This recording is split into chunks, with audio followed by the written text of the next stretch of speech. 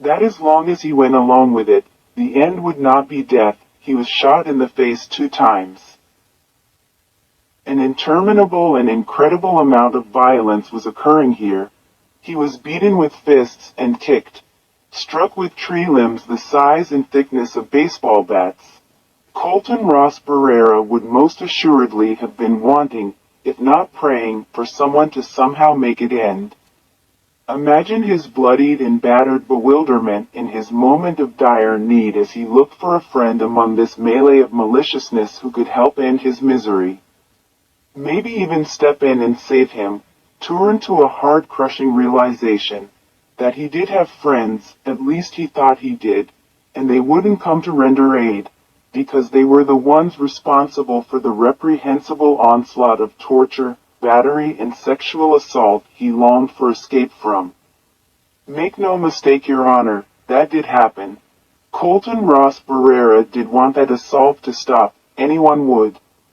He did look out among the assailants in search of a friend who would help, and in spite of seeing friends, found only more jeers and mocking and beating and suffering.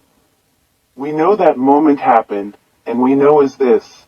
Having been forced into this situation at gunpoint, under threat and pains of death for attempting escape, he tried.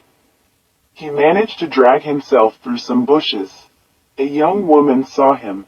Or did she? Arguing with her boyfriend earlier, distracted her at the time. The larger celebrations saw no shortage of intoxicants. She was going to be late because of her argument. Her ride wasn't guaranteed now, and the argument stemmed from larger issues that led to the argument. Distractions have a snowball effect that becomes preoccupation.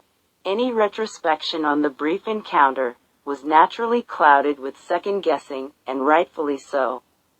Colton was well known and regarded for his sense of humor, the use of which Colton himself had seen gave him much power. A power he wielded like few others would have at his age. Bentham provided Steen with a wealth of information that could have shown that Thomas Sherrock, who was the person Bentham was convicted of assaulting, had been involved in the Colton Barrera murder 10 years before.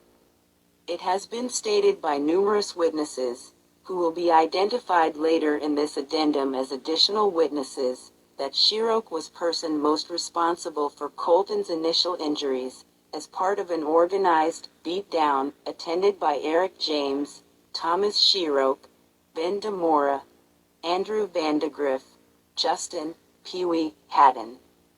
There were other witnesses who were not part of the planning or execution of the plan.